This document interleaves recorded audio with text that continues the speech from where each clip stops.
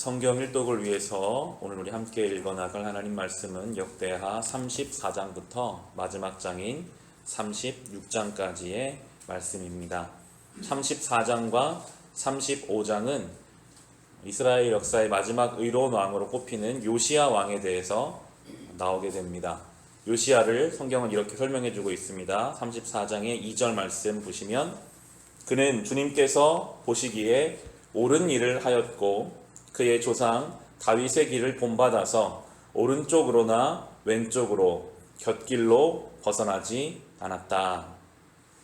성경에서 믿음의 길을 잘 걸어간 이들을 특별히 이렇게 설명할 때가 많이 있습니다. 오른쪽으로나 왼쪽으로나 치우치지 않았다. 좌로나 우로나 치우치지 않고 대신에 올바른 길을 걸어갔다라고 성경은 표현합니다. 우리의 신앙은, 우리의 삶은 길을 걷는 것입니다. 신앙은 온전한 길을 주님과 함께 걸어갈 때에 생명이 있고 온전함을 경험할 수 있는데, 만약 우리의 인생길을 마치 눈밭을 걸어가거나 모래밭을 걸어가는 것처럼 우리의 인생길을 뒤돌아봤을 때 우리의 발자국이 보여진다면 우리의 지나온 발자국은 하나님 앞에 어땠을까요? 온전히 걸어왔을지, 아니면 여기도 갔다가 저기도 갔다가 우리의 발걸음이 너무나 혼란스럽고 하나님 앞에서 온전하지 못한 모습은 아니었을지를 이 본문 앞에서 생각해 보게 됩니다. 온전히 걸을 수 있는 길은 딱 하나입니다. 목표를 분명하게 보면서 가면 우리의 발걸음은 흔들리지 않습니다. 분명한 진리의 말씀을 앞에 두고 그 말씀을 바라보면서 걸어가는 인생이 발걸음이 흔들리지 않게 되는 것입니다. 주의 말씀이 유일한 진리입니다. 이 요시야는 하나님의 말씀을 무너진 성전 가운데 발견했고 그 가운데서 치우치지 않고 걸어갈 수 있는 믿음의 길을 걸어갈 수 있었습니다. 어떻게 요시야가 하나님 말씀의 은혜를 경험할 수 있었는지가 잘 설명되고 있는데요. 우리 3절을 보시면, 요시야는 왕이 된 지 8째 해, 아직도 매우 어린 나이에 조상 다윗의 하나님을 찾기 시작하였다. 그의 통치 12년이 되는 해에는 산당과 아세라 목상들과 아로 새긴 우상들과 부어 만든 우상들을 없애고 유다와 예루살렘을 깨끗하게 하였다. 이 요시야는 하나님을 찾았습니다. 하나님을 만나고 싶어 했습니다. 하나님을 향한 사모함이 있었습니다. 그리고 그가 한 것은 하나님 앞에 온전하지 않다고 여기는 것을 없앴습니다. 하나님 보시기에 걸리는 것들을 다 치워냈습니다. 깨끗하게 했다라고 성경이 지금 표현합니다. 우리 속에 하나님 앞에 걸리고 있는 어떤 욕심이나 어떠한 여전히 해결되지 않는 관계의 문제나 여전히 우리를 붙잡고 있는 죄의 습관들이 있다면 그것을 먼저 깨끗하게 치워내야 합니다. 그것이 하나님께 나아가는데 자꾸만 우리를 붙잡습니다. 걸림돌이 됩니다. 하나님 말씀이 들려오지 못하도록 우리를 막아버립니다.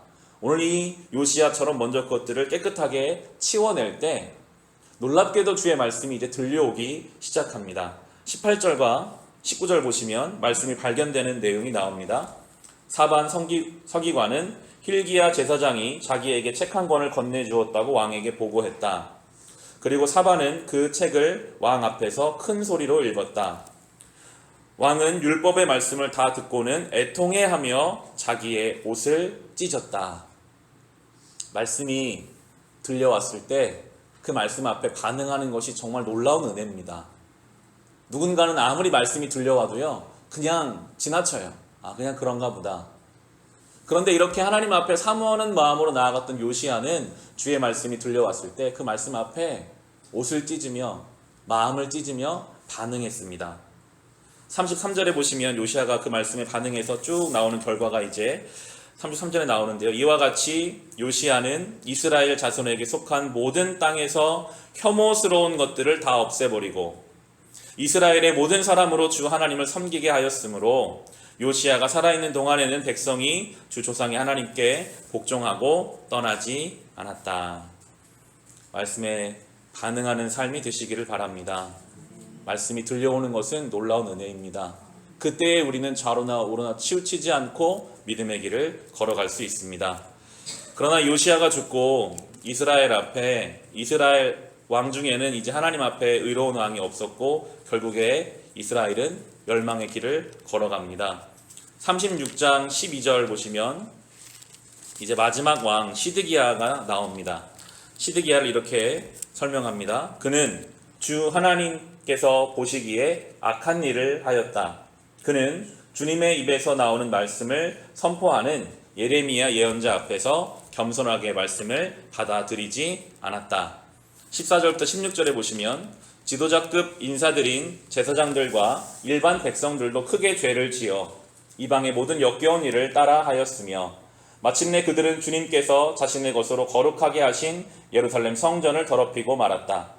그들의 조상의 하나님이신 주님께서 그들과 그 성전을 구원하실 뜻으로 자신의 백성에게 예언자들을 보내시고 또 보내셔서 경고를 거듭하셨지만 그들은 하나님의 특사를 조롱하고 하나님 말씀을 무시하고 하나님의 예언자들을 비웃었다. 그러다가 마침내 자신의 백성을 향한 주님의 분노가 치솟으시니 백성을 바로잡을 길이 전혀 없었다. 앞에 요시야와 아주 반대되는 경우입니다. 요시야는 말씀이 들려왔을 때 그 말씀에 반응했지만 시드기야를 비롯한 이 시대의 사람들은 아무리 말씀이 들려와도 그 말씀을 무시했고 조롱했고 그 말씀대로 살기를 거부했습니다. 그러할 때 이제 이 이스라엘이 망하는 길로 나아가면서 성경은 우리에게 의도적으로 보여주고 계십니다. 말씀을 듣고 그 말씀대로 살기를 노력하는 인생은 하나님께 생명을 부어주실 것이고 아무리 말씀이 들려와도 그 말씀을 거부하고 불순종하는 인생은 망할 수밖에 없음을 오늘 우리에게 말씀하시면서 21절에 그리하여 주님께서 예레미야를 시켜서 땅이 70년 동안 황폐하게 되어 그동안 누리지 못한 안식을 다 누리게 될 것이다 하신 말씀이 이루어졌다. 70년 동안의 포로기가 이제 시작됩니다. 말씀 없는 인생은요 황폐함으로 끝납니다. 말씀이 없는 인생은 아무것도 남지 않는 것입니다. 하나님이 이스라엘을 망하게 하셨습니다. 그런데 이것은 망하는 것으로 끝나게 하려는 것이 아니라 그렇게 망하게 해서라도 다시 이스라엘을 준비시키셔서 그들에게 말씀이 들리도록 다시 회복을 시작하시려는 하나님의 계획인데요.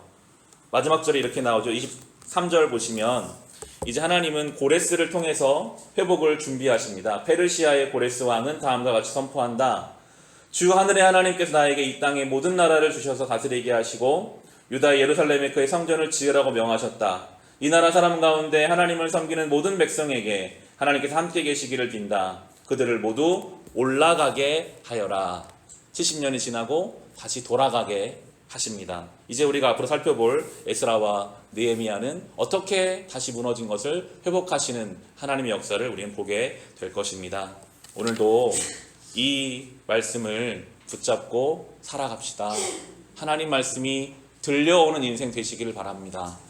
주의 말씀 앞에 가슴을 부여잡고 애통하는 마음으로 순종할 수 있으시기를 바랍니다.